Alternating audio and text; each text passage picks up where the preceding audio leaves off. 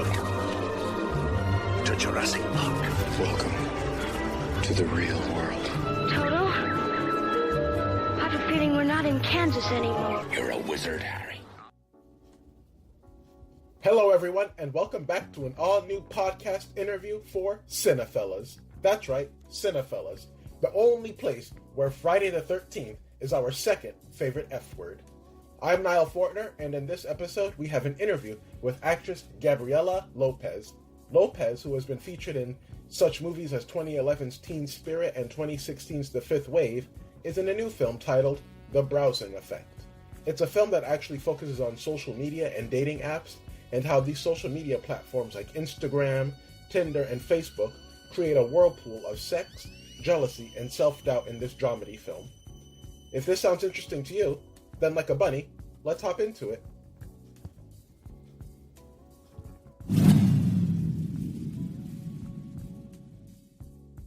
Hi, Gabriela. How are you? I'm doing great. This is a great opportunity. I just wanted to say congratulations on the movie.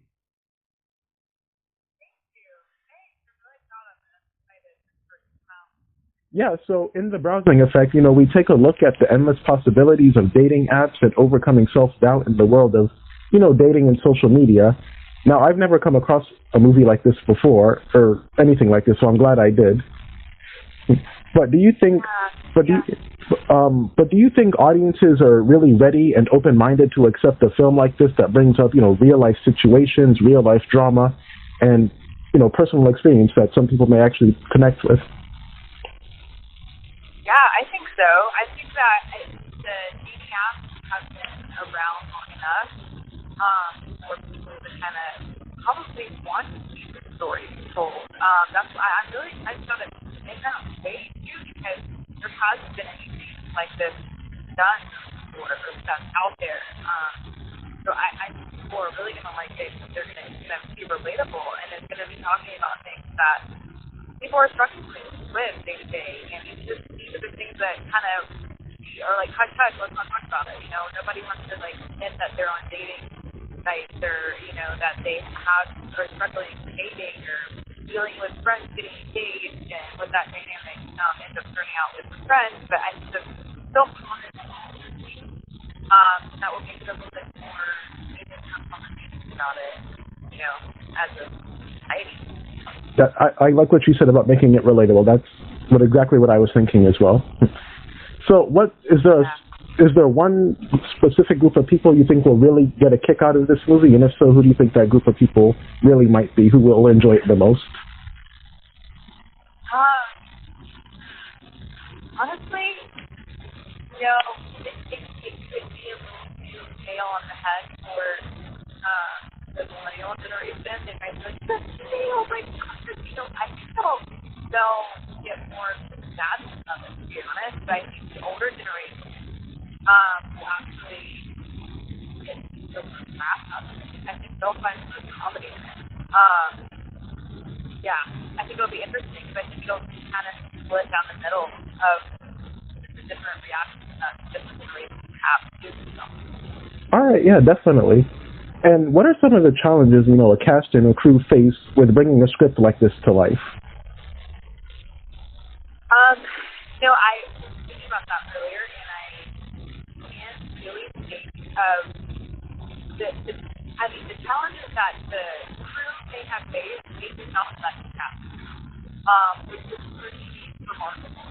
Because I can remember being on other sets where, the filmmakers are facing challenges where the actors are now being involved in it, and that adds stress to the actors.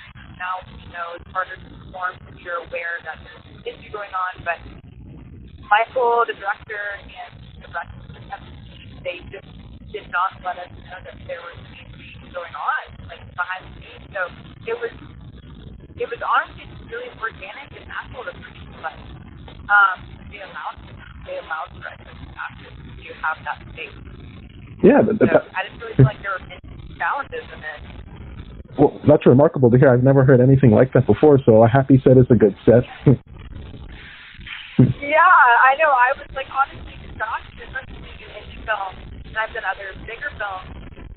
These are more issues. They were so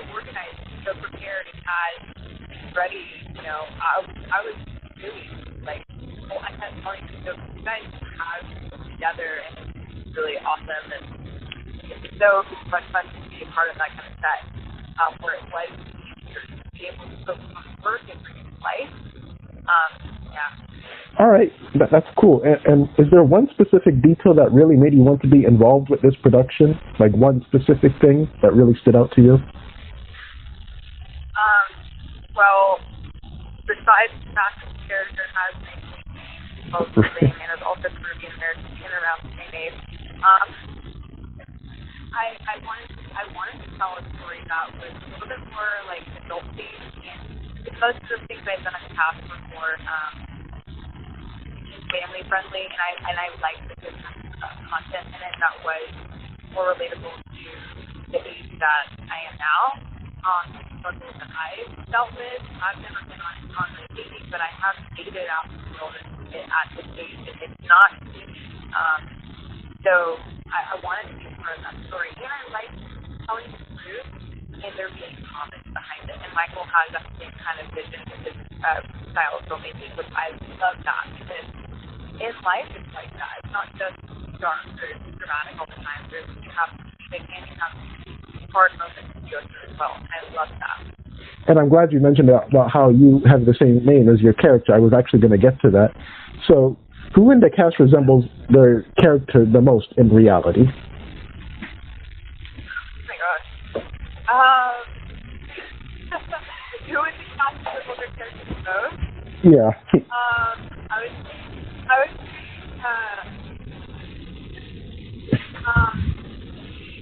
almost, it's not his character, but he's just so funny. He's just not funny in real life too. Yeah, very powerful. He's an incredible actor, but he's hysterical, and almost his character, which makes it I love that character, so that's great to hear. So, one thing too that I thought was interesting, there are moments in the movie when characters speak directly to the audience. Now, do you find talking directly to an audience to be a little more difficult or easier than the other scenes, such as trying to come off as more conversational to the audience? Interesting. I've never really done that, like, where it's like, docu style kind of thing. Mm-hmm. I guess I have some other times. But I would say, but I would say that it becomes a little bit more nerve-wracking because, when you're in a scene, you focus on the other person in the scene, and you're effectively your character and where you're at. But when you're talking to a camera, it's like, okay, like, your character is probably nervous about it too. So, having your character be on camera and while you're here in the camera, it makes it a little bit more, it is more nerve-wracking. You're like, okay, like, I'm connecting to something not just another person to see. So yeah, it is different. It makes it a little bit more conversational when you're talking to the audience. Yeah, I would think so. That's why I thought of the question. But so I actually recently read that on IMDb that you were also a community theater actor. Is that correct? I was, when I was in high school, I did community theater, yeah. All right, so what are some of the differences between, acting, I guess, on stage and then acting for film that some people may not know about, and which form do you prefer and why? Oh, I definitely prefer film. I definitely prefer film. I think that it is really interesting for theater acting that you are talking to a large audience, and you have to kind of project the person in the back of the theater to feel the same thing that the person in front of the theater is feeling. So it can't be as subtle. So your subtext, which is acting, your character thoughts, have to be a little bit louder on stage. Whereas in film, your subtext is a little, more subtle, and I prefer subtle because it's a little bit more realistic to day-to-day life. But theater is really fun because you kind of have to be a little larger than life when it comes to like you would normally kind of how you just think how you project that express that in real life is going to be a little bit more larger than life in theater. So I like having that background. I am doing it again in the future, hopefully more Broadway, off-Broadway style, but my main focus is TV film. Oh, okay. That's pretty interesting. I wouldn't even think of something like that.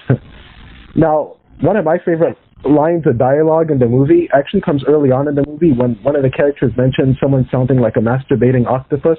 I laughed so loud. I love that line so much. I'd never heard that before. But without giving... very creative. But without giving anything away, what's your favorite line of dialogue in the movie? Oh my god. Favorite line of dialogue? I don't even know if I can pick one. Honestly, like, my brain, when it comes to this, is actually really fun facts about me. I can't get my mind around why this happened. Because I can't pick one. First of all, because there's really honestly stupid in the film. Mm-hmm. Second of all, I don't remember, like, any lines from any movie, ever. Even the movies that I'm in. Really? People are like, oh yeah, it's such a weird fact. People are like, but you're an actress, don't you have to? And I'm like, I don't know if I have to because I can't remember. People are like, oh yeah, they're quoting like stuff from Friends or Seinfeld or The Office, and I'm like, and they look at me like laughing, and I'm like, I have no idea, was that from something? And they're like, yes, from something. I'm like, oh okay, well, I don't know. Have you seen this? I'm like, yes, I've seen it 100 times, but I still don't like retain it. I think part of my actor brain has been programmed to experience things new every time, that I don't really remember things like that. And you mentioned you're from the Caribbean, right? Your family? No, from Alabama. From Alabama. Well, my family's Peruvian. Peruvian, okay. Peru. All right, because my parents are from the islands, and when one of my family members walked by and heard the masturbating octopus, they're like, "What are you watching?" And I'm like, "Trust me, this is good stuff here." But That's hilarious. well, what sound do you think a masturbating octopus would even make? Like, if you could make the noise, I swear that would make my day. Let's see. That's what I was masturbating octopus. I was like, that's my best impression. And he would go on that with Tinder and probably hashtag something. I don't even know.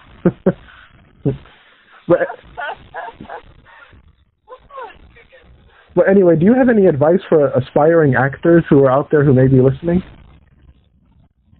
Yeah, well, I'm an acting coach, so I give advice to actors all day.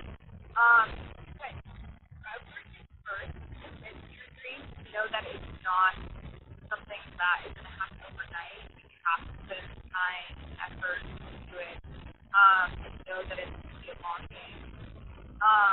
Also, it's actually advice besides, like, stereotypes of industry, all that, is understand the business side that goes into acting as well.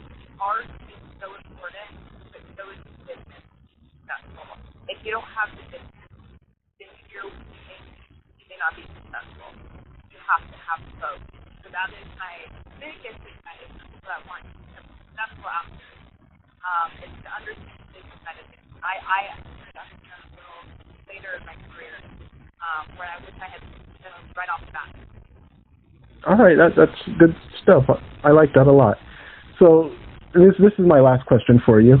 Do you have any upcoming projects you'd like to share with us, and are you active on social media at all? Yeah, I am.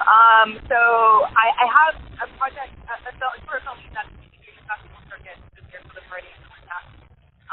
Like political drama that I'm excited about.